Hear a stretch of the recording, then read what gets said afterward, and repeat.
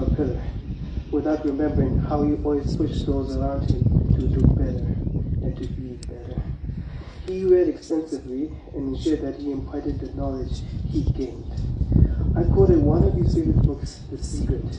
There's no such thing as a hopeless situation. Every single circumstance of your life can change. He always thought out of the box and to tell us to do the same. How do you find the right words to express sorrow? To say the last goodbye to our father, he was very loved, he was wonderful, he was very kind, he was a very loving man with a wonderful spirit.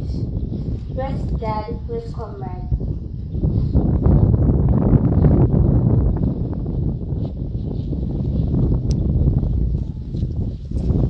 Como Wambili, Bebani, Anali. Bebani. Now we know Yakuse, a senior group to 2 months in Humba, but also Adanda Urep, a senior group to 2 months.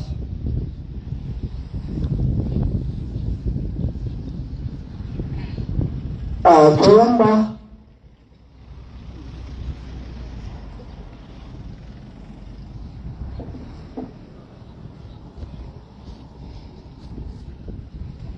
Jackson Group, Yoromore, Kirampiamo, Jacksino, Group Dumote. Toramba, Ipeleke Uremo, kwa Vice President Yatu, Yaki Honorable, Michael Usi, Bremuina upite kwa Minister of Local Government, Light Honorable Chimwendo Banda. Bremuina upite kwa Minister of Lands, Honorable Deus Kumba. Bremuina so upite so kwa Honorable Halima Daud, MP Lower Southeast, Mwadela Lino. Bremuina upite kwa Honorable Zaba SPC, amene mwina fepo mpano mwajidwa kwa mbili nisi tamanga. Bremuina so upite na wanakula kumpano na wana kwa ntabali pompano upite so Bremwanu mwajidule ose aboma mulendile Bremwanu amai ndabambo osa iwala so ati atu amene muli pompano timafumu yena mulendile so Bremwanu. Monga nyanena kuti ndine chalonkwira mu chasinyo kurumuntu modzi amene ndimuni dera limene la chokalo komanso akoko ake mwanayo. Ndiamatera kuti silikwanitsa kuti ndilankuleneka yale mabombono. Maoyamba ndochokweza kuboma chifukwa cha chikondi chachikulu chimene maonetsa kwa mwana wathu chikumbutso mtumodzi. Sitikadakwanitsa pakadapanda kukhala thandizo lanu lotere koma ziko omwe chifukwa mwatigwira dzanja. A Vice President mulandire mathokozo. China ndi madandaulo alankhula kubanja anaso ndi amatero kuti mudandaulire kawiri. Koyamba chikumbutso mtumodzi iwo onse amati mmadala chifukwa bambo ake iye kuno ni amene wagwira ntchito yayikulu kuti kulikhoza kuoneka kuti kuchamkungu kwa mtumodzi amene amabwera amalowa mmalo atamwalira bambo ake ndikuti ni amene chikumbutso mtumodzi kubwera kuno kumapezitsa ntchito achinyamata. Tiamatera kuti ndizovuta kuti ndikhoza iwala chifukwa mathandizo amatithandiza kwambiri. Samakhala ngati kuti iye akukhala bwino. Nthawi yonse imene kumakhala zochitika kuno timakhala naye ndipo amakhala patsogolo ngati mnyamata wa mudzi. Koma ine ndimati madala chifukwa ndimatenga kozero. Na amene amalangiza azi zake amene amaoneka kuti afuna ayambe zokulupusha. Ndiamatera kuti tidandaule iwo ife imeneyi yakola nkhonkolo. Ndipo atamva dzana kuti zachitika zotere koma iwo analothedwa nzeru kuti poti ni chikonzero cha Mulungu amatero ndithu kuti aliyense adzafa. Amatero kuti anyamata amene muli mtauni taonani chitsanzo cha chikumbutso ndikuyani dzanja ine ndikhala bwanji popanda mathandizo anu. Mukamanditalikira zina zizinisokonekera koma muzindifupikira kuti zina zikhoza mandiyendera poti munthu ukakhala wamkulu umafuna wina wakuthandiza pambalipo. China posafuna cholutseka mdiwa a vice president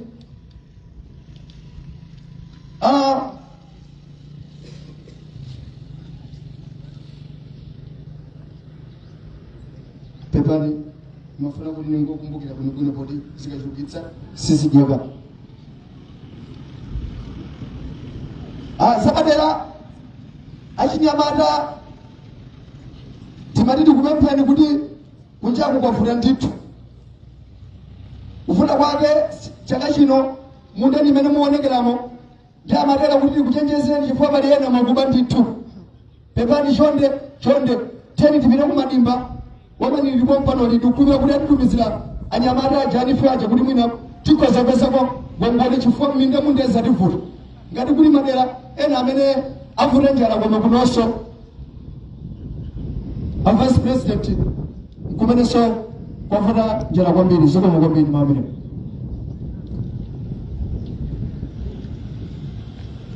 Pepani mtelezi ulibe dzinja anatero kuti ndikalankhula malo mwawo ndiyimiritse munthu wamkulu inkosti enkukula tayimirira nthawi.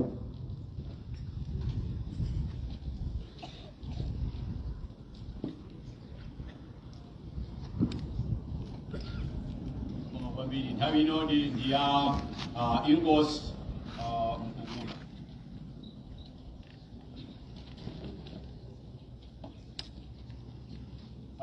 Poyamba ndipeke ulemu kwa vice president komanso lati honorable Halima Daud amene swali achiwiri kungwino wa gender paliso Dr. Hedra Kintaba alipo mpano, Minister of Lands alipo mpano, ogretso za boma mafumu magrupu nose masinyo nose komanso tilindi sabutier chipeni komanso sabutier chidoti avali timlandire ulemu wanu. Pepani babiri kumba wose wa maliwa kuti mafumu atatu awa atiye nkukula sabutier chipeni komanso achidoti mawu awo ayika papukusi limodzi. Mawu ake ndi amodzi onena kuti iwowa atayika kuchoka kwa chikumbutso chimodzi.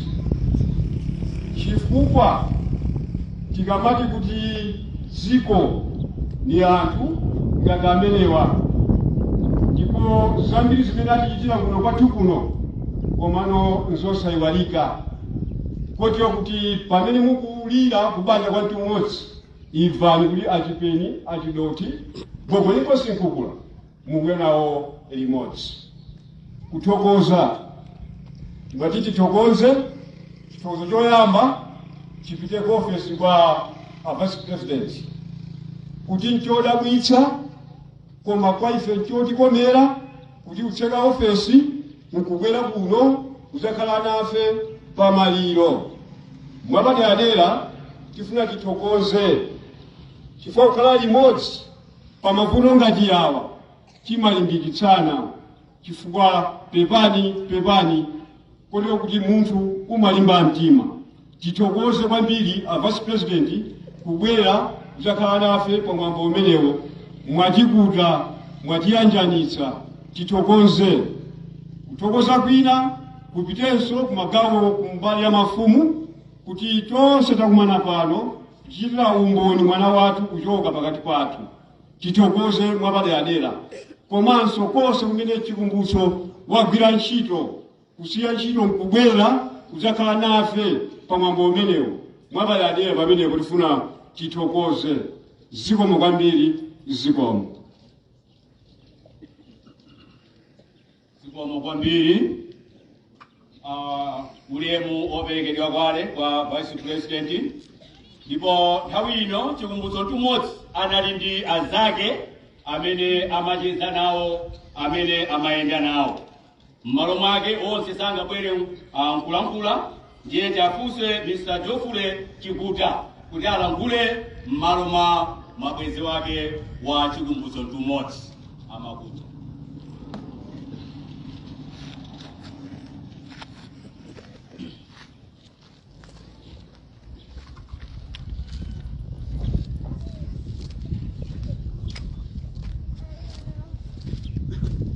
Your Honor, the Vice President, Dr. Michael Esi, and all protocols observed, I am here on behalf of all the friends and comrades of Chikumbutso Tumodzi Band. Many of these friends are not present here physically, but they are in spirit. Chiko's home in Area 10 has hosted 1,001 comrades who have benefited from his generosity. And I emphasize the word generosity and his wisdom. We are here today to celebrate a life well lived. We are sad to say goodbye to our comrade, but we are encouraged that we will meet him again in God's kingdom. Comrade Chiku has a legacy and shall live among his best comrades. We will always cherish the 53 years we have enjoyed together with him. I would like to make particular mention of the following comrades. Robert Lazarus Banda, who was at all times with Comrade Chico, and I mean all the time.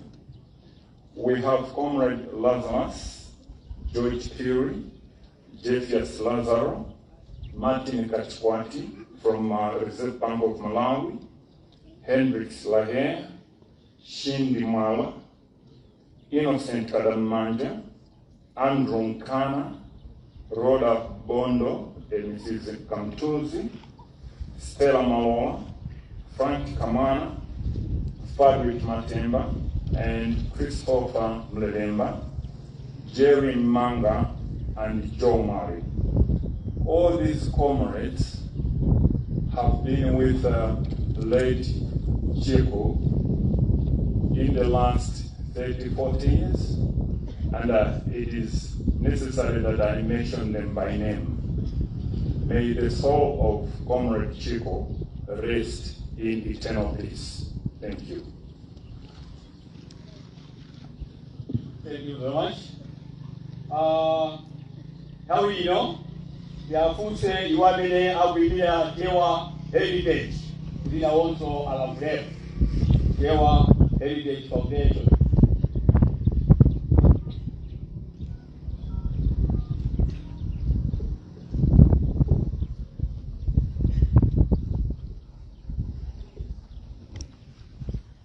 Pepani, Vice President Azikolino, Dr. Michael Esi,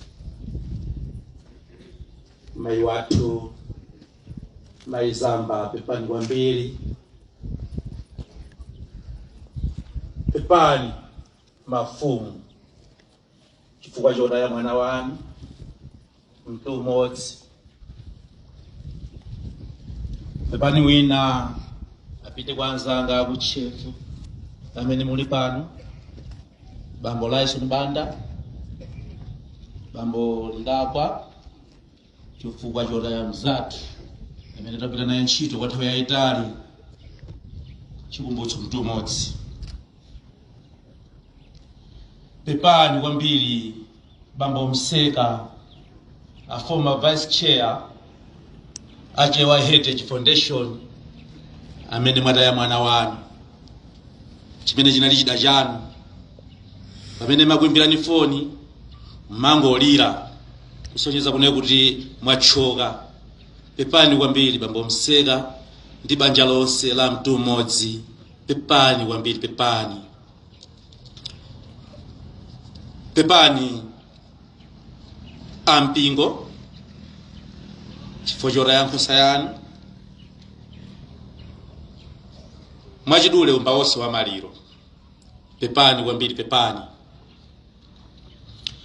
Chikumbutso mtu mmodzi anali mnyamata wophunzira ndithu, koma anali mnyamata wokonda chichewa. Ameneyi anali mkhalapa mpando wa Chewa Heritage Foundation makamaka ku fundraising otolera za ndalama mu chaka cha 2019. Anali mnyamata olimba mtima, anali mnyamata odziwa kutolera ndalama, anali mnyamata amene ngakhale kalonga mwini chirombo mkango kalonga gawaundi amamudalira. Nchifukwa chake kalonga komanso Dr. Khaira amene anatituma amati anyamata inu tapitani kumeneko, ife sititokwanitsa kufika chifukwa mtutu otalika. Komanso pachichewa amati nkhope ya mnansi mankhwala akakako kuonana akubanja akadziwa ndithu kune kuti chirombo mwini mkango ali pomwepo.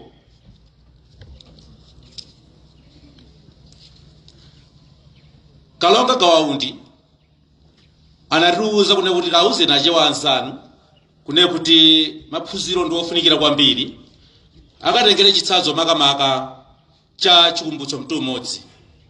Chifukwa anthu ambiri amati akanguti apita ku sukulu zachikhalidwe amasiya, amaona ngati kuti ndi zinthu zosakhala bwino kwenikweni.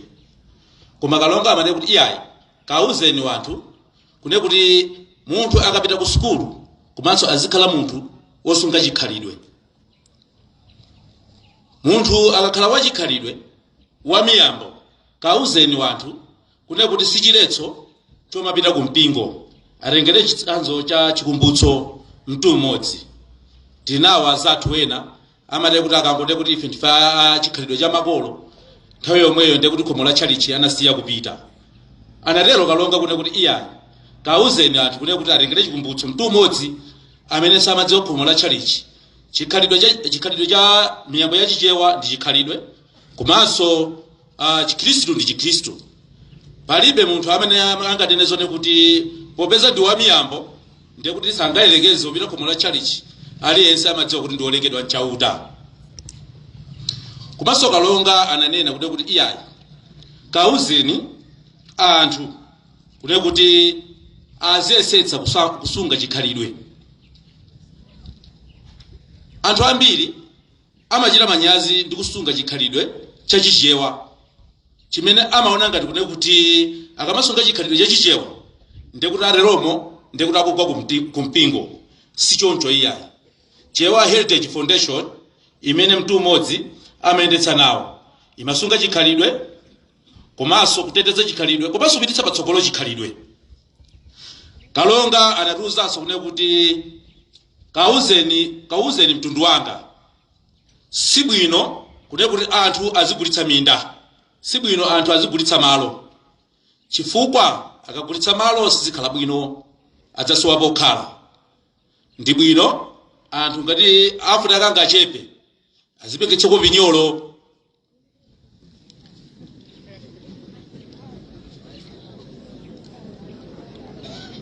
Kalonga gawaundi anatitumanso pamodzi ndi Akhaira kuti kauzeni mtundu uzikondana wina ndi mnzake, pandale, pa ofesi, ngakhale pamodzi kumene. Tikudziwa mene amakonderana anzathu. Inu mmaona kuti akangoti wakwitu basa akatero nthawi yomweyo amati khala yapa. Uyu wakwitu nthawi yomweyo akatero amane kuti ndi mnzathu tende ndithandize izi. Ndiye kalonga ananena kuti achewa tiyenekera kuti tizikondana mu zonse, zikatero kuti zinthu zikhozomayenda bwino. Pomaliza kalonga anatero ndi anthu onse mtundu wonse wachichewa kuti anyamata inu mkauze bambo Mseka kune kuti iyayi kanthu kanyongo njokwide nyongolero dzudzu mupite mkapepese ndi 541,600 kwacha nsambuti kuyankhula kwa koma pepani nomba osamaliro pepani.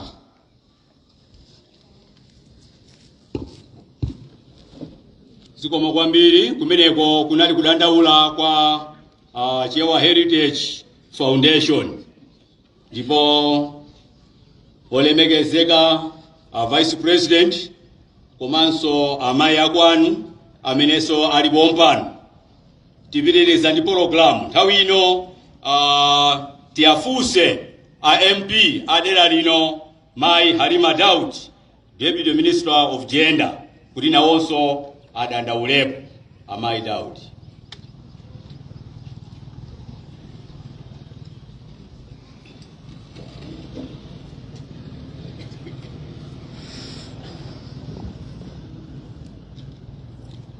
Pepani Vice President yathu Dr. Usi ndi maya kunyumba kwanu. Pepani Secretary General athu olemekezeka pamuchi mwendo tunazonse zaboma zili pano. Pepani so SPC athu Michael Zamba.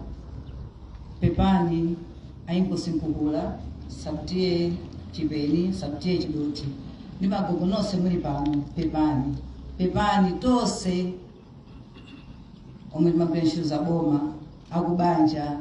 Pepani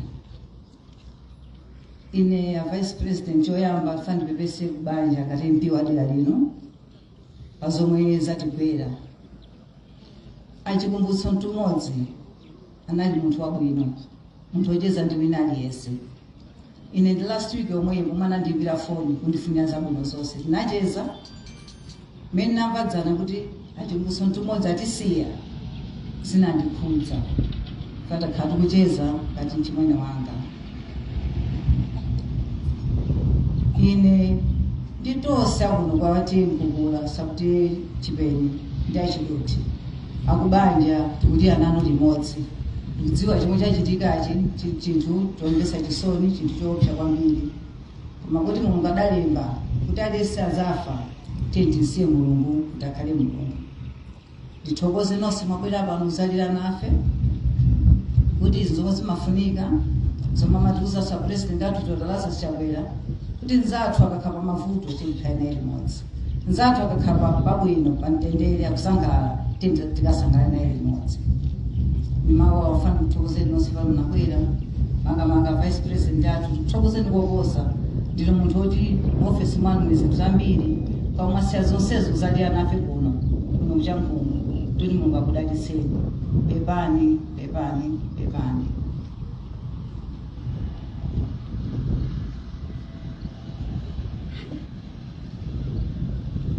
Zikomo kwambiri tisanapite komaliza tilindi maina ya anthu amene apepesa ndiye tiyambe tanene atu maina amenewo ndipo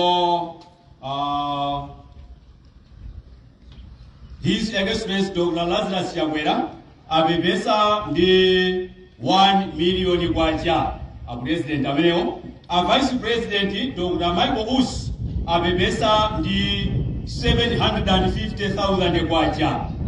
Ndipo Honorable Chimwendo Banda MP apepesa ndi 500,000 kwacha. Ndipo Honorable H. Nkaga apepesa ndi 200,000 kwacha. Honorable Tabu Nyerenda Chakaka apepesa ndi 200,000 kwacha. Madam Corinne Zamba SPC apepesa ndi 100,000 kwacha. Honorable Halima Daud MP apepesa ndi 100,000 kwacha. Ndipo olemekezeka Pika Inga apepesa ndi 1,000 kwacha. Ndipo Honorable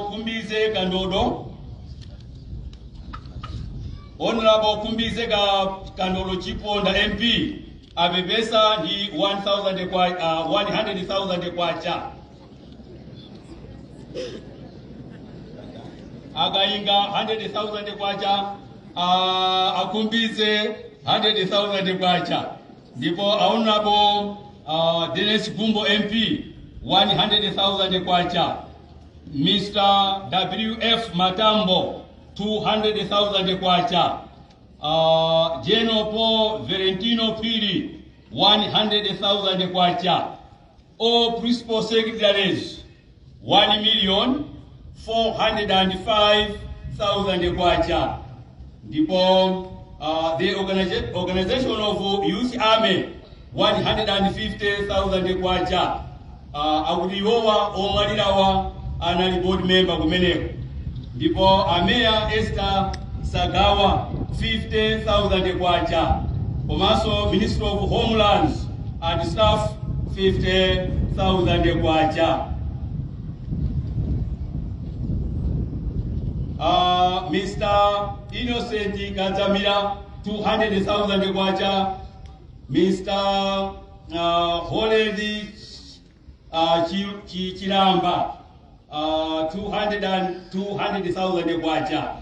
Ndipo yose pamoja pamenepo ndi 4,000 kwacha. 400,000 kwacha pembani. Nanga sikulemba kwa jina. Siko kwa kwambiri.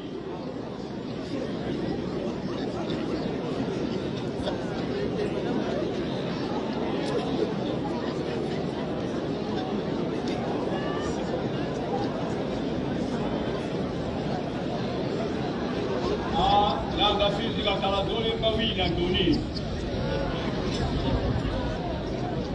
Minister of Youth and Sports 100,000 kwacha.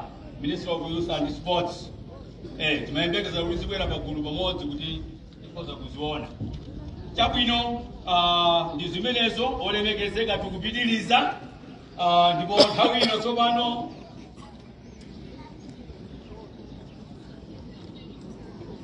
anthu awa asunde magari moto awo.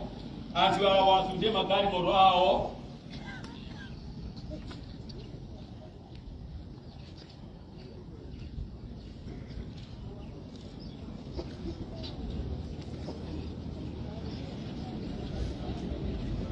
Anthu awa asunde magari moto awo.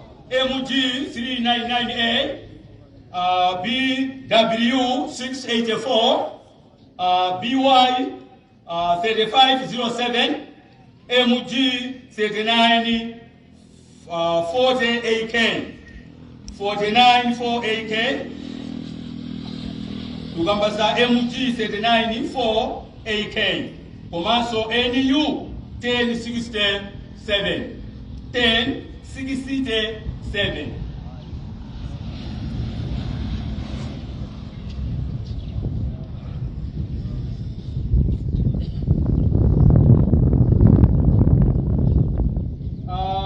Former President Dr. Bakiri Muluzi yowa abebesa ndi 300,000 kwacha. Amagari morwaja popeza tsopano tupira kotera. Nthawi ino tiafuse olemekezeka bambo Richard Chimwendo Banda MP, Secretary General Malawi Congress Party ayowa na also abebesef olemekezeka.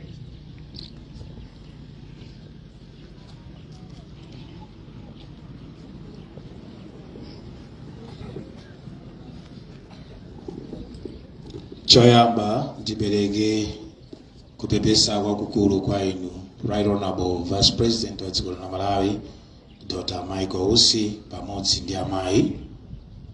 Ndipepese akubanja onse, makolo, wana, komanso pabanja ponse kuti pepani. Ndipepese nduna zaboma zochuluka zimene mabwera pano. Honorable Kumbize Kandolo Chiponda nduna za umoyo. Honorable Deus Kumba Banda nduna ya zamalo.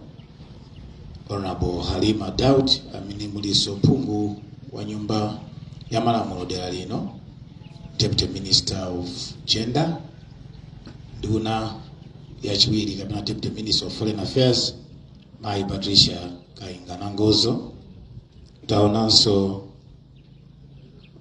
mlembi wankulu mu office ya President and Cabinet Colleen Samba. Pano pabweranso akuluakulu a chipani amene akhala nafe pamwambo uno, Honorable Eisenhower Nkaga SG Emeritus, pabwera aphungu a nyumba ya malamulo ochuluka kuti pepani. Pano pabwera ma principal secretary kapena kuti alembi akulu maunduna osiyanasiyana kapena kuti nthambi zosiyanasiyana amene mwachatirira, kuliranso mlembi mzanu nonsenu amene mwachatikuta tingoti pepani kwambiri. Tipereke pepani kwa tiye Nkukula sub TH doti komanso sub TH Peni, agrupu mtu modzi komanso magrupu onse a Njolomole ndi anzanu amene mwachoka madera ozungulira malo ano. Ndipepese kwambiri kwa mpingo amene mwatikuta kuyambira dzulo mpaka na tsiku la lero, amenenso muli pakati pathu abusa, tikuti pepani kwambiri. Mwachidule ndipepese atsogoleri a chipani cha Malawi Congress Party akuno kumudzi, a district chairman Bambo Paul Kadabu ndi makomiti onse a chipani. Tisayiwale manec members Mai Chakale komanso Bambo Fadwick Matimba amene muli pompano. Ndayima pano kwenikweni inu Honorable Vice President mwina magawo awiri ngati asali atatu. Mwaichi mundimvetsetsa chifukwa ndikuyenera kuti ndiyankhule kwenikweni kumbali ya magawo onsewo. Koma choyamba, Right Honorable Vice President, tufuna tukuthokozeni chifukwa chowayimirira President wathu Dr. Lazarus Makafe Chakwera kudzakhala nafe pamaliro kuno.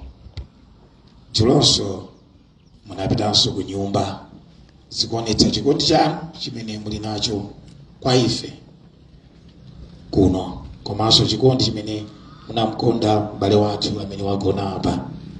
Mulungu atikudalitsani a Vice President. Chachiwiri ndifuna ndiyankhule kulira ngati chipani cha Malawi Congress Party. Chipani cha Malawi Congress Party chinakhala kotsutsa boma zaka 26. Kuti chipani cha Malawi Congress Party chikalowe mboma chinasoweka anthu olimba mtima. Lero ndikufuna kunena kumba onse wa maliro malo ano. Kuna kuti munthu wagona apayi, cousin waine mchimwene wanga, anali mmodzi mwa anthu olimba mtima koopsa amene anatithandiza kuti tilowe mboma. Chikumbutso sanali munthu wamba. Kwa amene tikumudziwa Chikumbutso anali munthu olimba mtima koopsa. Nthawi imene nyumba zathu zimawotchedwa, nthawi imene katundu wathu amalandidwa, nthawi imene tinalandira chipsinjo choopsa kuzipani zimene zimalamula nthawi imeneyo, munthu amene anatigwira dzanja nanena kuti tiye tilimbe mtima ndipo anthu awawa tithana nawo anali Chikumbutso mntu umodzi. Timakakhala ku nyumba kwake nkumatilimbitsa mtima tonse, iye nkumatiuza kuti musaope, tiyende chitsogolo mpaka na Chakwera akhale president wa dziko lino. Mu chaka cha 2019 miyoyo yathu yambiri inali pamantha, koma Chikumbutso analimba mtima kutilimbikitsa. Mu chaka cha 2020 tonse tidayamba kufoka, koma Chikumbutso analimba mtima kutilimbikitsa. Lero tikamakamba za Chikumbutso mntu umodzi, tikukamba za munthu amene kwa ife chifukwa chake SG Emeritus Honorable Nkaga ndi anthu onse abweranso kudzakhala nafe limodzi. Sitingakambe zakulowa mboma kwa Chakwera osakambapo za Chikumbutso mntu umodzi. Ndiye kuti ife kuchipani tachoka kwambiri, chifukwa kulimbitsidwa mtima kumeneko tidakakufuna monga mudza tikupitaso kumasankho. Anthu olimba mtima ngati Chikumbutso amasowekerabe pakati pathu kuti atitilimbikitsa tigwire ntchito.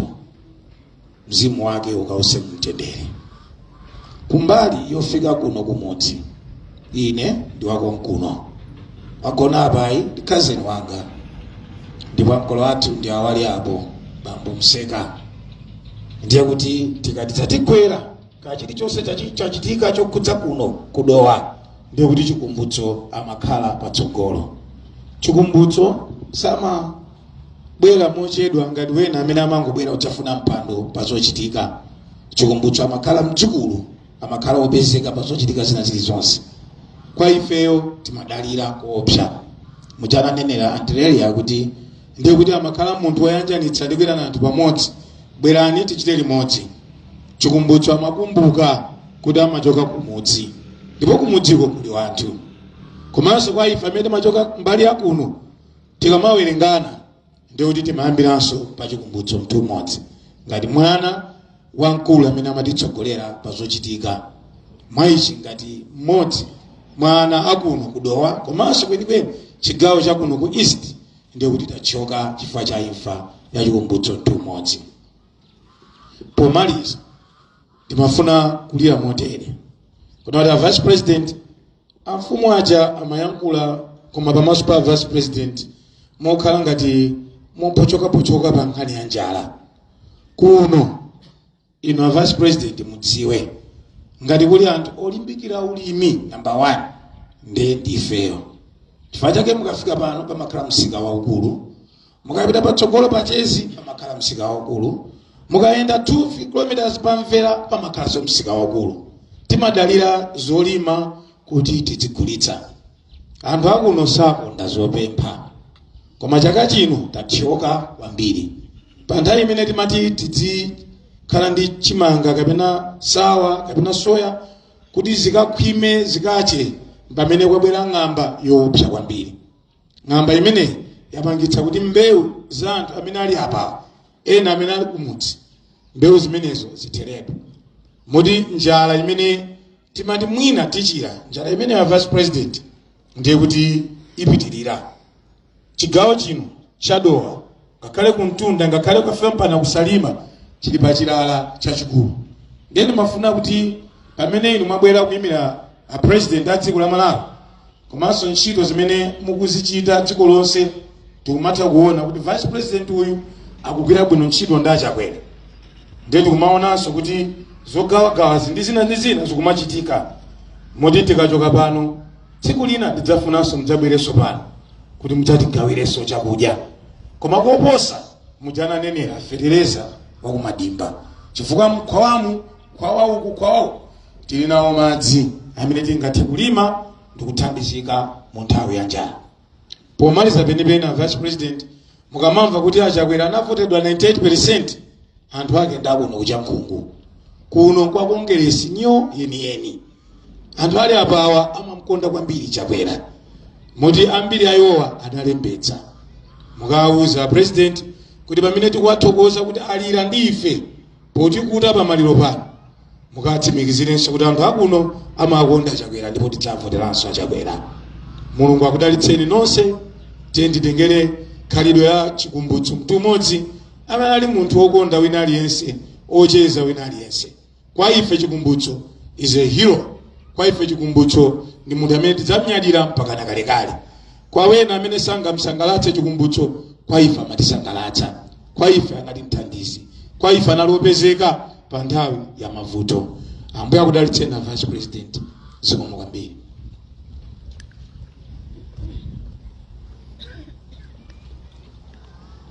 Zikomo kwambiri palubwera soma kuta information apereka 50,000 kwaja. Tibwereze magalimoto awa kuti achotse MG 399A BW 684 BY 3507 MG 394 AK komanso NU 1067. Utenga wina akuti ukathamambo mafumu onse akupemphedwa kuti akalandire chakudya kumudzi kunena kusiwa kuja. Nthawi ino tipitiriza ulemu wanu wa vice president, ndipo nthawi ino tafunse Mayi Collins Zamba, secretary to the president and cabinet, kuti nawonso adandaulemu.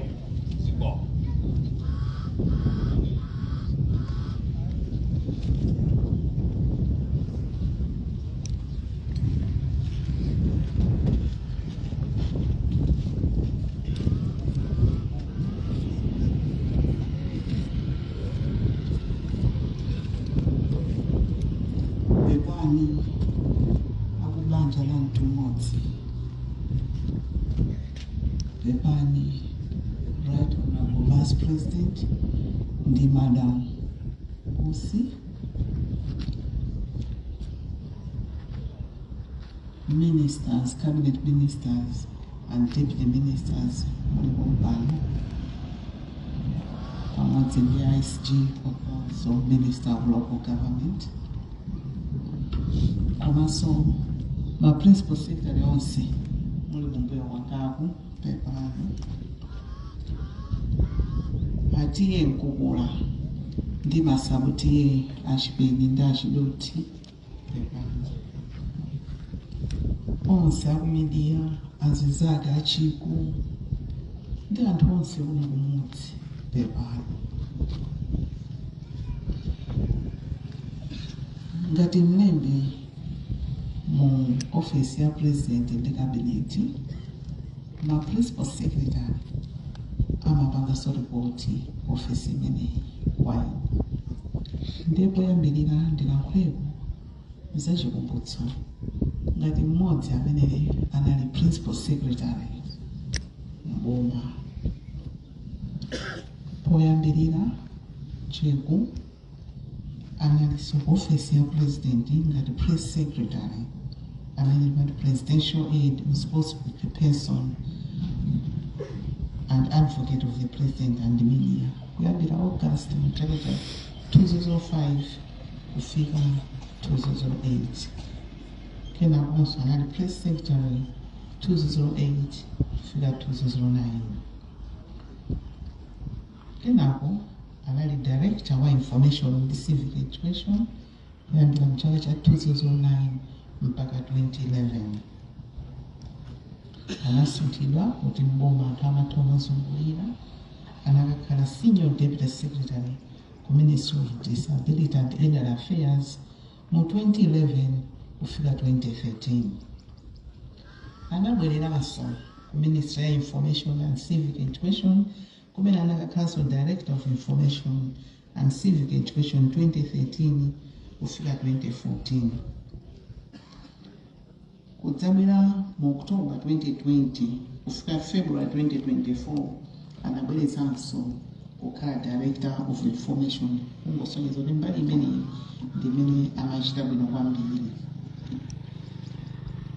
Koma from 14 February 2024 anakwezedwa kukhala Principal Secretary ku Ministry of Youth and Sports, Administration and Finance.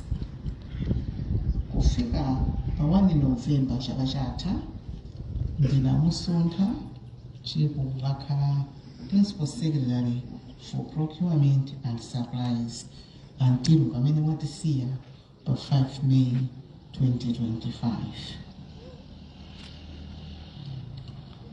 Kukweza mwana kulera nakula nakakhala kuti boma lamuona kumusankha kukhala pa udindo si chinthu chapafupi.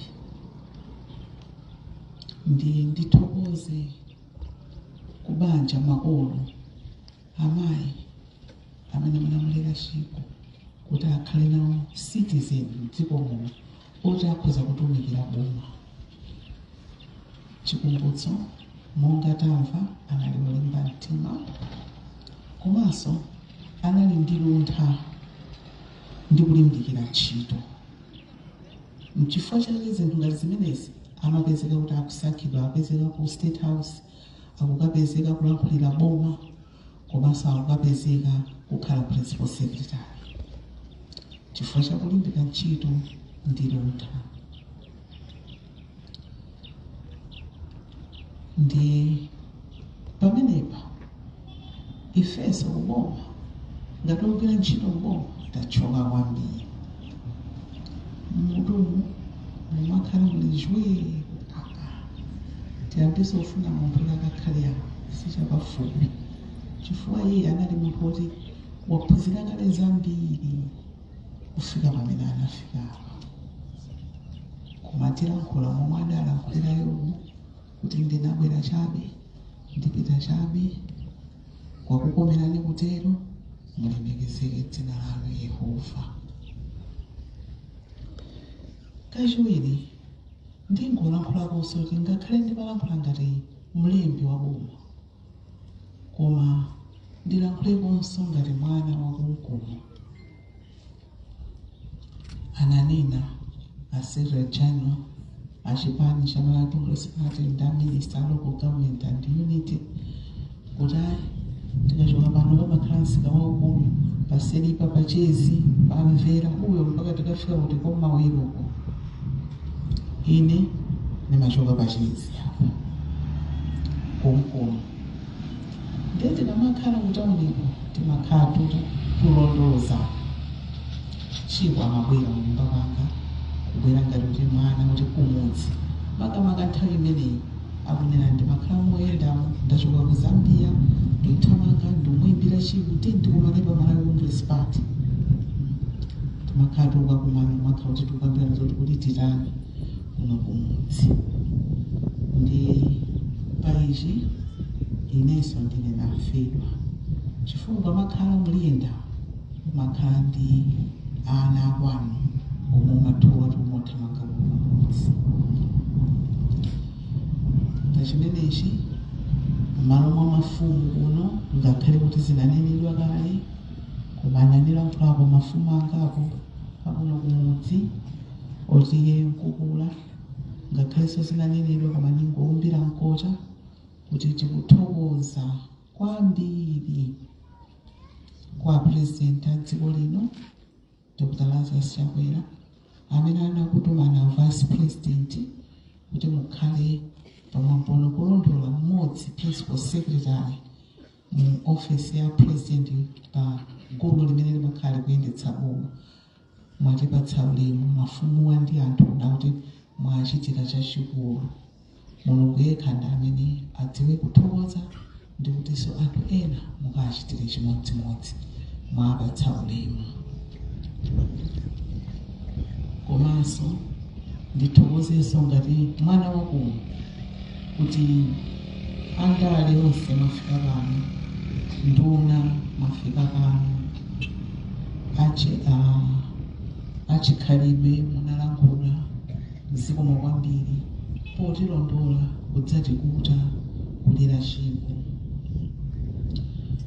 Komanso mwapadera ndingothokozanso ngakhale anthunso kuno kumudzi kuti mwabwera kuchoka kusiku kuchezi kuti kudzafika pano kuti tionane limodzi kukutana pachachikulu chachitika chowawa ichi zikomo kuti mwafika. Pomalizira penipeni ndifuna ndiyamikenso mwapadera ma PS nonse muli pano mwina mukhoza kuyimirira.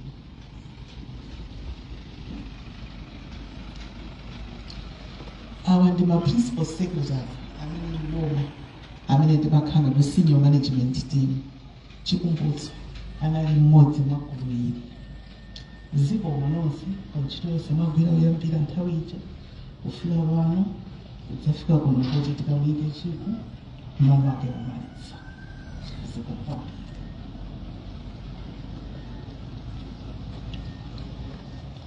Nthawi iyi monga ndanena kale ndikuthokozeni nonse, ndikuthokozeni nonse magogo amene muli kumpano ndi ena sanafike.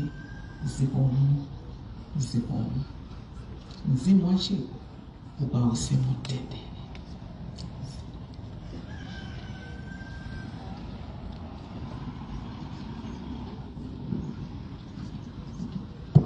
Zikomo kwambiri. Zikomo kumeneko ndi kudandaula kwa maizamba amayi ndi abambo. Tsopano nthawi ino ndifuna ndiafunse olemekezeka Honorable the Vice President Dr. Michael Musi kuti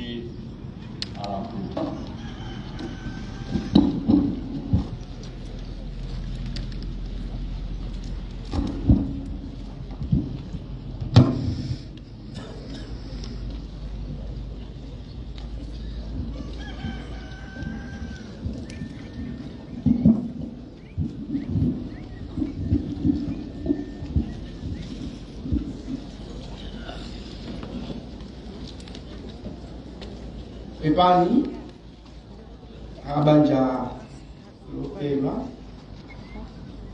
pepani Honorable Richard Chimuluganda, MP and Local Government, komanso amene kuli Secretary General at chipani cha Malawi Congress Party, nduna zonse pepani Madam Colleen Zamba, a Secretary of the President and Cabinet, ndi also ogwira ntchito za boma, Honorable Halima Daudi, amene muli Member of Parliament for the South East Constituency, ndi ma MP onse amene ali pano, Councillor Gift Ngono Songea, amene muli a chairperson Arua District Council, ndi ma councillors onse amene ali pano, TA Mkula, ndi mafumu onse,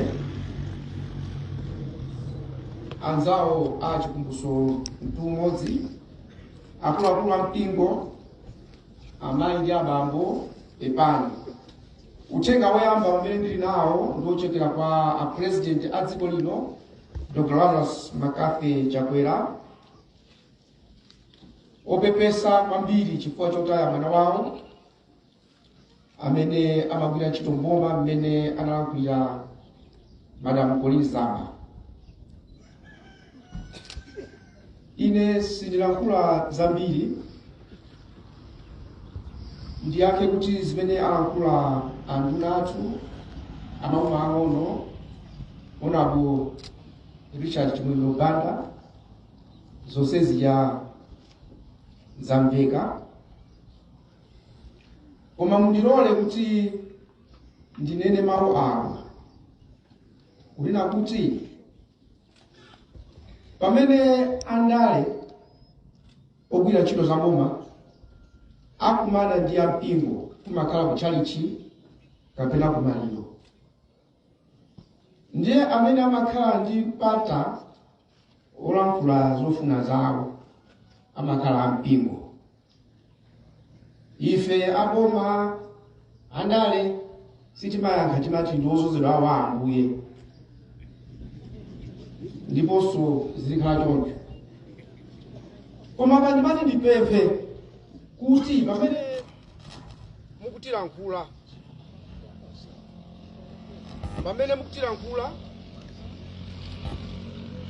ndifuna zimveke ichi.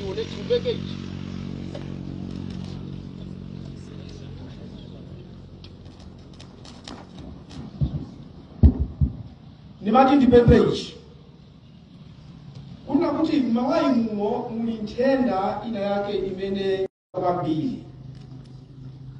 Ndiye ndimati tikupempheni kuti pamene mukuyang'ana zina ndi zipale, mziko muno muli nthenda ya kuipa mtima kudabwisa, muli nthenda ya jealousy yodabwisa.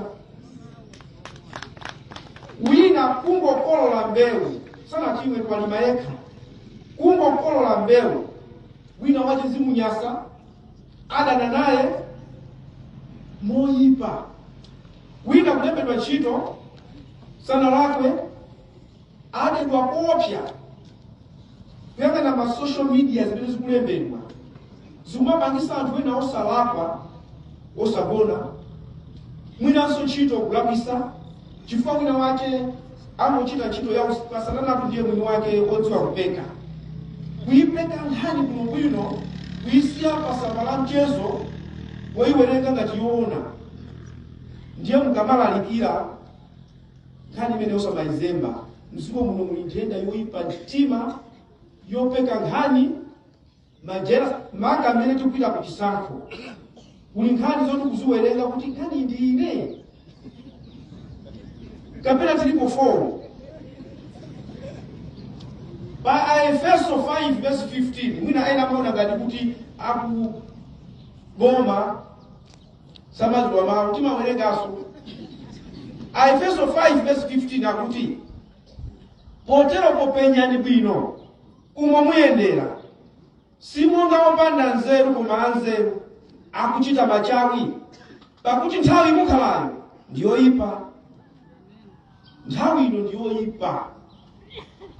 Ampingo chonde talimbikira kugwira ntchito kuti Amalawi tikondane wina ndi nzake. bano kotundawo nali kwina a DPP alipo mpaka ali pachisoni zimenezo zimene zikufuna ife a Congress alipo mpaka odi azaja alibe mulani tilipo mpaka a PP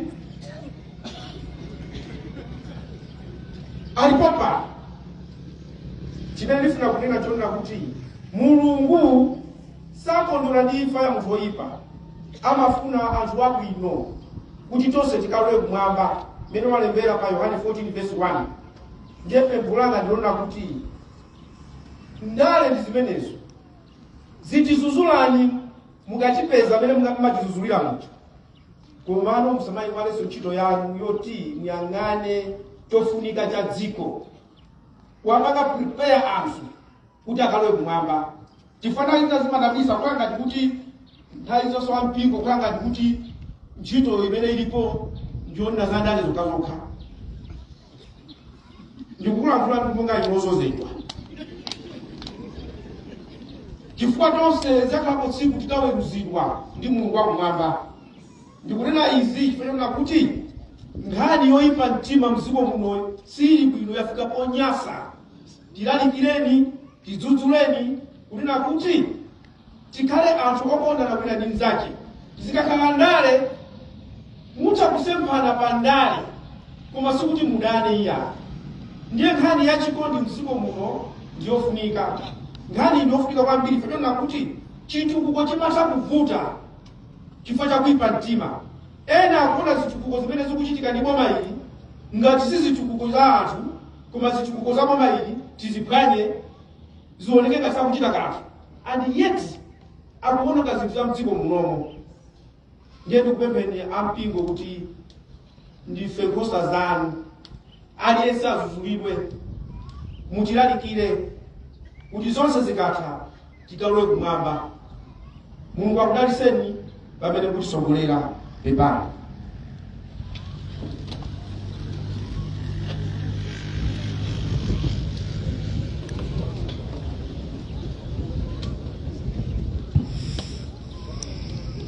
Zikomo kwambiri zikomo kumeneko ndi kulankhula kwa Vice President Dr. Michael Usi. Nthawi ino tsopano abale Ambuye wathu Yesu Khristu Mulungu alankhula nafe ndipo iwo amene atiphunzitse mawu pano ndi abusa AM Chibwe ampingo wa Chamvungu CCAB. Abusa Kawia.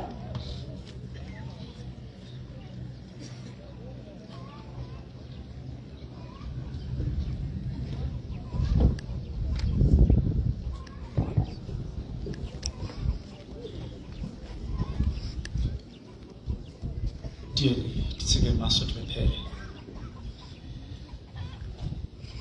Olemekezeka inu Yehova Tate wa Mbuye wathu Yesu Khristu, Tate wa okhulupirira onse, Mulungu mwini wake chilengedwe chonse kumwamba ndi dziko lapansi. Mulungu amene mudalipo, mulipo ndipo mudzakhala ku nthawi za nthawi. Tili kupitiriza kuyitanira pa dzina lanu nthawi ino yakumasana pamwambo wa chisoni wotere. Tili othedwa nzeru olefuka chifukwa cha ichi chimene Mulungu wathu mwachichita. Chatidzidzimutsa, chatithyola nkhongono, ndipo tili kakasi. Koma titsimikizika mtima kuti inu Mulungu amene mudalenga kamoyo kena kalikonse, mudalankhula mawu kuti tsiku lina tidzafa. Ndipo ndinu amene mumapereka moyo, ndinu amenenso mumachotsa moyo. Tikukufunsani mu nthawi ya chisoni chotere kuti mutilimbikitse, mutiphunzitse, mutichenjeze, mutilangize ndi kutitsogolera.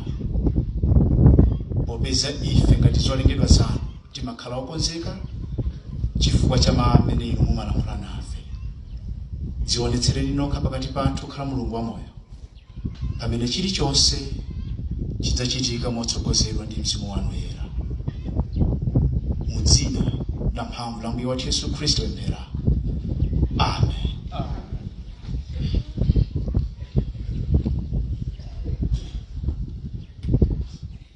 Pepani kwambiri akubanja chifukwa chotaya mwana wanu, chotaya kholo lanu, chotaya m'bale wanu, chotaya munthu amene anali dzanja lamanja kubanja kwanu. Ambuye akutonthozeni, Ambuye akulimbikitseni. Pepani inu wachiwiri pa mtsogoleri wa dziko lino la Malawi, Dr. Michael Musi pamodzi ndi amayi.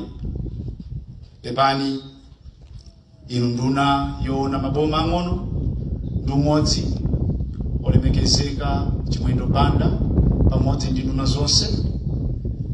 Pepani inu mlembi ku ofesi ya president pamodzi ndi azilembi onse komanso inu akuluakulu nonse ogwira ntchito mboma. Pepani. Pepani azathu kuchokera ku zipani zosiyanasiyana. Pepani mafumu athu, magogo athu amene muli pakati panthu. Pepani a business, amayi ndi abambo, anyamata ndi atsikana, chifukwa cha tsiku nthawi yowawa yotere imene ku dziko wanzeru amasowa. Mawu amene ndimafuna tigawane nanu akubanja ndi mawu opezeka ku Mateyu chapter 28 ndime yake ya 20b, amene Ambuye wathu Yesu Khristu akuwauza ophunzira wake atazindikira kuti akuchoka. Ophunzira wake ali ndi nkhawa chifukwa cha amene Ambuye Yesu ndi ophunzirawo anali kuzunzikira ndi Ayuda ndi Afarisi ndi adalankhula mawu yakuwalimbitsa mtima akuti, ndipo taonani ine ndili pamodzi ndi kuyambira tsopano kufikira chimaliziro cha nthawi ya pansi pano. Awa ndi mawu amene owalandira amafunika awalandire ndi chikhulupiriro, pozindikira kuti Ambuye wathu Yesu Khristu ali nafe pamene zinthu zikuyenda, komanso ngakhale pamene zinthu zisakuyenda. Amakhala nafe ngati thandizo lathu, amakhala nafe ngati mphamvu zathu, amakhala nafe ngati chilimbikitso chathu. Kotero mu nyengo yotero timatero timumve kuti Ambuye wathu Yesu Khristu ali pamodzi nanu, ndipo amene adzakugwirizizani, ameneyo adzakuthangatirani, ameneyo adzakusungani, ameneyo adzakutetezerani. Ndipo tisanafike pakugawana mawu a Mulungu tonsefe, tiyeni tiyimbe nyimbo namba 108 ndime yake yoyamba ndi yotsiriza. Nyimbo namba 108 ndime yake yoyamba ndi yotsiriza. Dzani kwa ine tu mtima wangawu funa inudi bwerani Yesu inasokera kutariko ndale nae Mungu di tsopano koma irandireso bwerani Yesu ora pamtima simunyozani dzani kwa ine tupembero mumve kangalo seri bwerani Yesu inasokera kutariko ndale nae Mungu pano koma ndirandirenso werani Yesudi.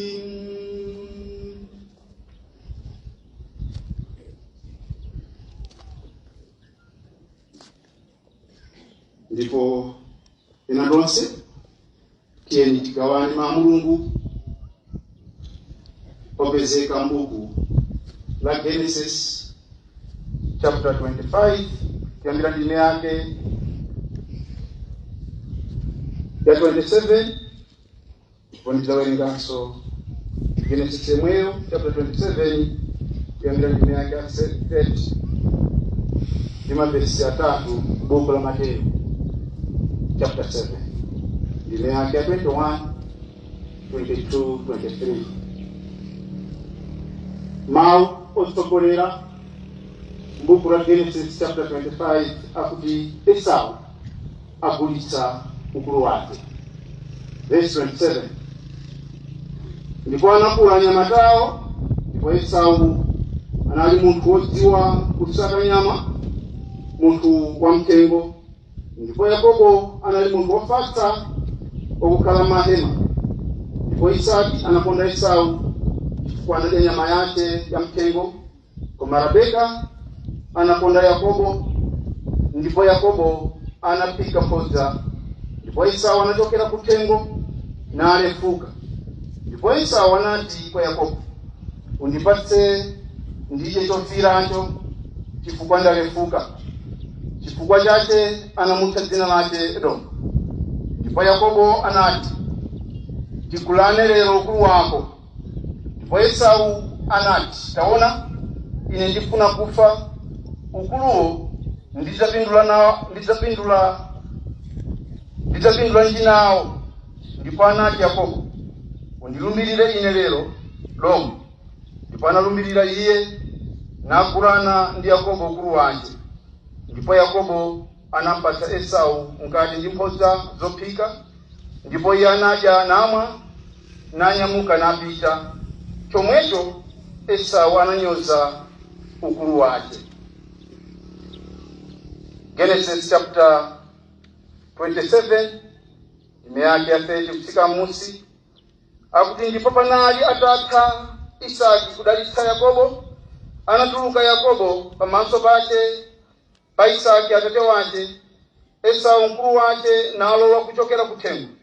Ndipo Yesu anakoza chakudya chokolera, nadza nacho kwa atate wake, nati kwa atate wake, auke atate wanga, adye nyama ya mwana wake, kuti moyo wanu ndidalitse ine. Ndipo Isaki atate wake anati kwa iye, ndiwe yani? Ndipo iye anati, ndine mwana wanu woyamba Esau. Ndipo Isaki anatutumira ndi kututumira kwa kukuru, nati, ndani uja anatenga nyama nadza nayo kwa iye? Ndipo ndinadya zonse usanalowe iwe. Ndipo ndinamdalitsa iye, inde adzadalitsika. Pamene Esau anamva mawu atate wake, Isaki analira ndi kulira kwa kukuru ndi kuwawa kopambana, nati kwa atate wake, mundidalitse ine, inenso atate wanga. Ndipo iye anati, mphako anadzamonyenga nalandira mdalitso wako. Ndipo iye anati, kodi isi ndicho chifukwa anamutcha dzina lake Yakobo, kuti wandinyenga ine kawiri aka? Analanda ukulu wanga, ndipo taonani tsopano walanda mdalitso wanga. Ndipo anati, kodi simunandisungira ine mdalitso? Ndipo anayankha Isaki nati kwa Esau, taona, ndamuyesa iye mkulu wako ndi abale ake onse, ndampatsa iye akhale akapolo wake. Ndakhazikitsa iye ndi tirigu ndi vinyo, nanga pamenepo mwana wanga ndidzakuchitira iwe chiyani? Kwa Esau anati kwa atate wake, kodi muli nawo mdalitso mmodzi wokha? Atate wanga mundidalitse inenso atate wanga. Ndipo Esau anakweza mawu ake nalira. Ndipo werengeso Matthew chapter 7 ndime zake zitatu.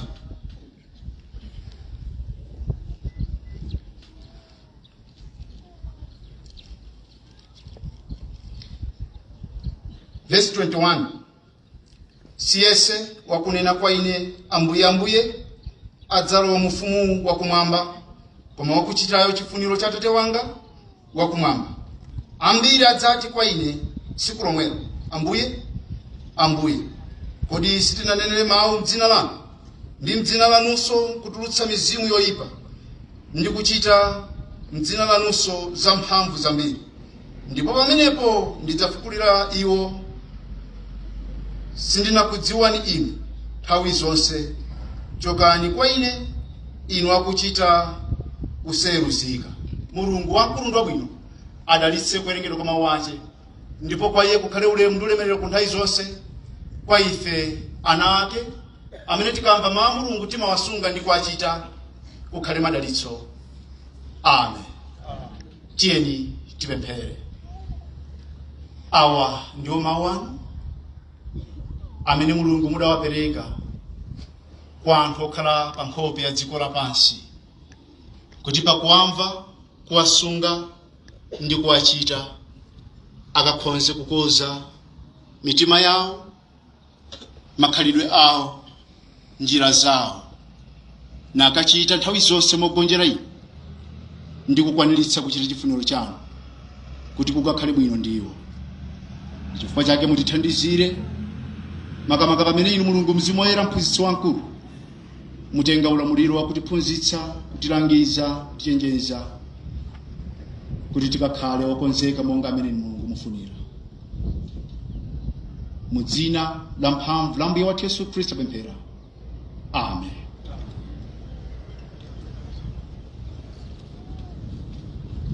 Okondedwa,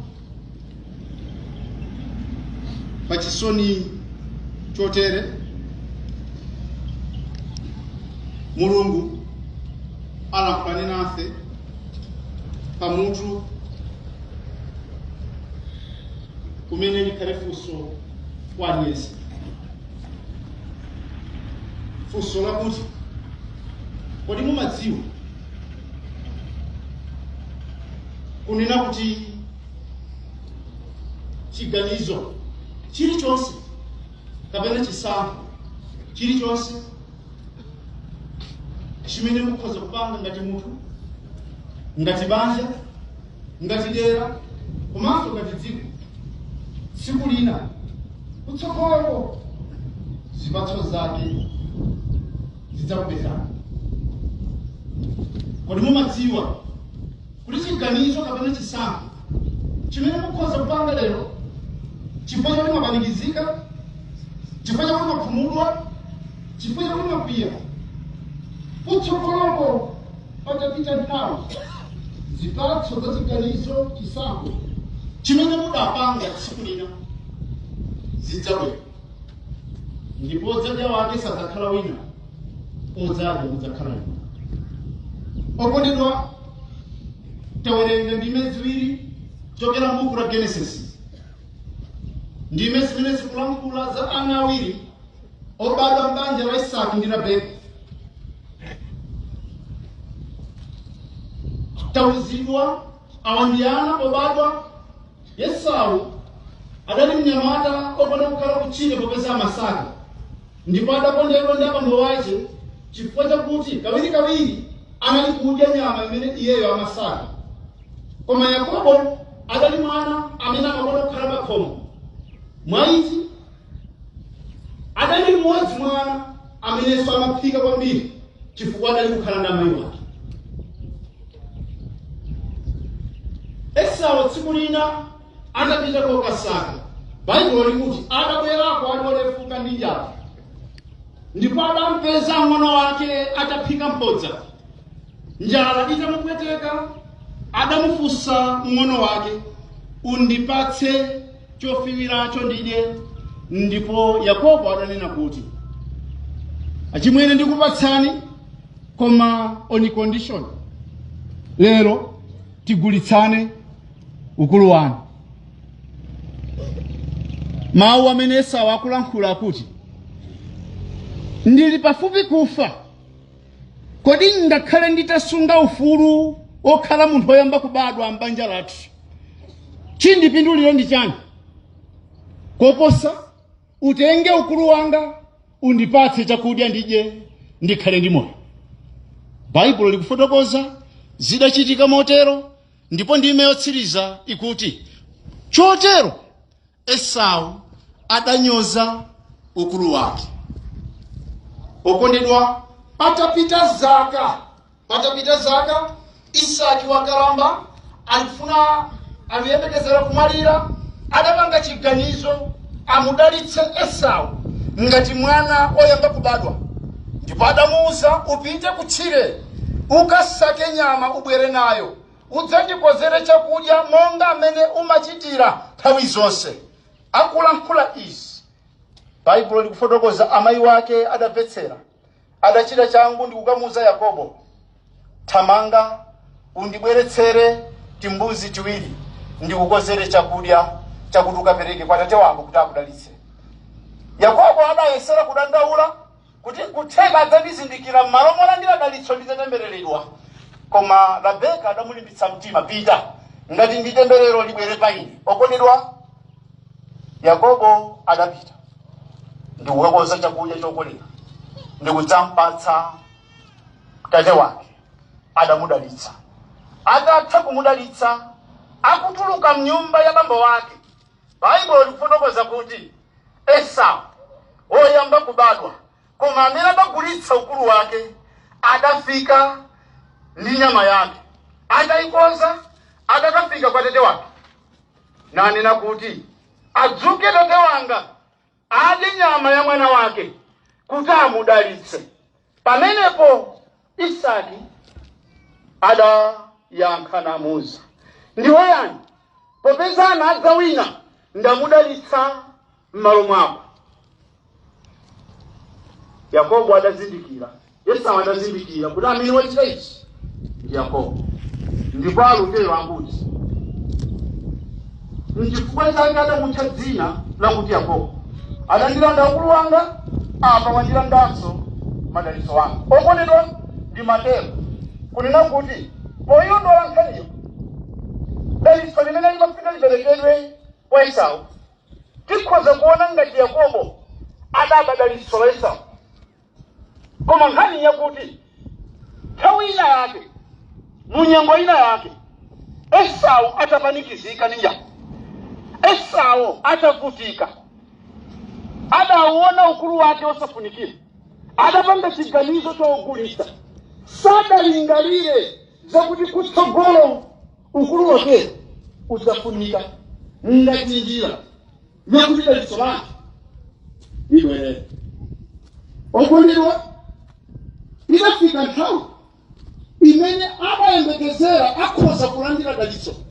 Idafika nthawi imene amayembekezera akhoza kukhala ndi zimene amene akhale nazo. Koma sizidatheke. Chifukwa chiyani? Nyengo ina, siku lina, nthawi ina, adalephera kupirira. Adagulitsa zimene samenera kugulitsa. Adalephera kudziretsa. Adataya zimene samafunika atataya. Adalephera kudzigwira. Adagulitsa gwero la madalitso ake. Ndimati ndikufunseni ngati munthu kunena lero mukhoza kupanga chiganizo muli wapsa mtima. Lero mukhoza kupanga chiganizo muli okhumudwa. Lero mukhoza kupanga chiganizo chifukwa chakuti zinthu sizikuyenda. Koma funso, kodi mumakumbukira kuti liliponso tsiku, iliponso nthawi imene simudzakhala wapsa mtima? Koma chiganizo chimene mwapanga muli wapsa mtima lero, zipatso zake zidzakulondola. Haleluya. Lero mukhoza kupanga chiganizo chowapondereza ena chifukwa chakuti muli ndi mphamvu, muli pa udindo, ndipo anthu ali pansi pa ulamuliro wanu. Koma kodi mukukumbukira, mukuganizira kuti tsiku lina simudzakhalanso pa udindo, tsiku lina simudzakhalanso ndi mphamvu, mudzafuna ena akuthandizeni. Koma chiganizo cha zimene mwapanga lero, tsiku lina zipatso zake mudzadya. Okondedwa, mudzawaona anthu amene atenga madalitso amene mumafuna mutenge inu ngati okuponderezani. Koma chidzakhala chifukwa chakuti kumene muchokera mwayiwala zimene mudachita. mudzawaona anthu amene alanda chimene chinali chanu, ndipo mudzawatenga amenewo ngati oyipa, ngati anthu opondereza, koma nkhani idzakhala yakuti kumene muchokera mudachita zina zimenezo zidzakhala zosokoneza tsogolo lanu. Okondedwa, lero tikhoza kukhala ndi chimwemwe ndikupanga chiganizo chifukwa chakuti tili okondwa kwambiri, koma timafunika kuti tisayiwale lilipo tsiku lina limene simudzakhala okondwa. Mumafunika muzindikire mukamakapanga chiganizo popeza makondwa, zotsatira zipatso za chiganizo chimene mwapanga lero tsiku lina zidzabwera muli okhumudwa, tsiku lina zidzabwera muli okwiya. Kodi zimenezo zikamadza kupeza mudzakhala munthu wa mtundu wanji? Okondedwa, tamverani. Baibulo likuti Esau anapita kwa atate wake ndi kuwafunsa unene kuti, kodi atate wanga sudatsaleko mdalitso ngakhale umodzi wokha? Koma Isaka akuti, ayi ndithu mwana wanga, ndampanga kale m'bale wako kukhala wamkulu wonse. Haleluya. Ndalamulira kale mame pa iye, dalitso lililonse limene landipereke ndampatsa, ndipo ndampanga iye akhale odalitsika. Ndalengeza pa iye kuti aliyense amene adzakudalitsa adzakhala odalitsika, aliyense amene adzakutemberera adzakhala otembereredwa. Okondedwa, Baibulo likuti Esau adalira koma kulira kwakukulu. Kulira kwakukulu chifukwa chiyani? Tsiku lina, chaka china chake, mu nyengo ina yake, njala ya tsiku limodzi adalephera kupirira. Haleluya. Ukamapanga chiganizo nthawi zina umakhala munthu amene sungathe kufuna kumva zolankhula za zako. Ukamapanga chiganizo nthawi zina umakhala munthu amene sungafune kulandira upangiro kuchokera kwa ena. Komano nthawi yakudya zipatso za chiganizo chimene udapanga ikafika, misozi imatsika, ndipo misoziyo ikamatsika sapezekanso munthu amene akhoza kukupuputa, chifukwa udaseweretsa nyengo imene udapatsidwa, udaseweretsa mpata ndi mwayi umene udali nawo. Okondedwa, Ambuye wathu Yesu Khristu akulankhula ndi ophunzira wake ku Mateyu chapter 7 ndi vesi 21, 22, 23. Akunena kuti siyese wakunena kwa ine Ambuye adzalowa mufumu wa Mulungu, koma anthu okhawo amene iwowo akakhala akuchita chifuniro cha Mulungu wamphamvu yonse. Ndi akuti koma ambiri tsiku ilo adzafuwula nanena, adzayandikira kufupi ndi mpando wachifumu, ife tidachita zazikulu m'dzina lako, ife tidachiritsa odwala m'dzina lako, ife tidachita zodabwitsa m'dzina lako. Ambuye Yesu adzalankhula mawu, chokani kwa ine inu akuchita kusefuzika sindikudanini sindikudziwani. Haleluya. Okondedwa, ni matero mukhoza kuoneka ngati opemphera, koma lero timafunika kuti tivomerezane. Chimene Mulungu akufuna ndi kuyembekezera ndi kulakalaka sikuona anthu amene akhoza kungotchedwa Khristu.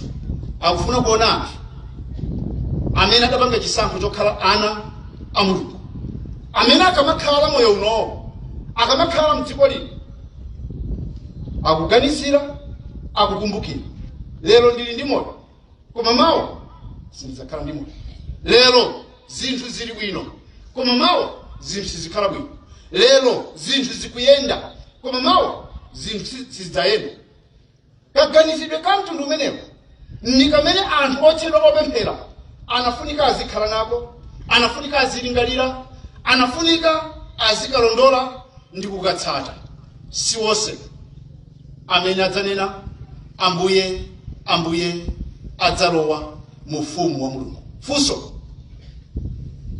ndi zinthu ziti zimene inuyo ngati munthu mukamapanga lero anthu akhoza kukuchemererani, anthu akhoza kukutamani, anthu akhoza kumakomberani manja, anthu akhoza kumakumembedzani, koma lilipo tsiku lina, ilipo nthawi ina imene inu ndine tidzafuna tidzachiridwe chifundo, koma sikudzatheka kuchiridwa chifundo chifukwa tsiku lina tidapanga chiganizo chimene sitimenera tipange. Nthawi ina tidapanga chisankho chimene chidali cholakwika, chosayang'ana mawu. Ambuye atithandize ngati munthu, ngati banja, ngati dera, ngati dziko. Popeza tikapanga chiganizo, tikapanga chisankho, kulibe munthu amene samapanga chisankho chosintha zotsatira. Haleluya. Chisankho chimene wapanga, zotsatira zake zimakulondola. Ukapanga chisankho chabwino, umatsatidwanso ndi zotsatira zabwino. Ukapanga chisankho cha nzeru, zotsatira za nzeruzo zimakupeza. Ukapanga chisankho cholakwika, zotsatira za chisankho cholakwika zimakupeza. Ndipo umadzanong'oneza bondo nthawi itatha. Lero tikhoza kupanga chisankho chakuti sitingafunike kumapita ku chalichi, ndipo machalichi ndi ambiri. Sitingafune kukhala mmodzi mwa anthu opemphera, koma tsiku ngati la bambo wathu, tsiku ngati la m'bale wathu, tsiku ngati la Khristu zathu okondedwa, tidzafuna tikadakhala mmodzi mwa anthu opemphera. Koma tidzakumbutsidwa, uli ku dziko udali ndi mpata, udali ndi nthawi imene ukadatha kuchitira zonsezo, koma sudathe kugwiritsa ntchito. Okondedwa, tikagwiritsa ntchito nthawi yathu molakwika, tidziwe zotsatira zikubwera zimene tsiku lina tidzazilandira.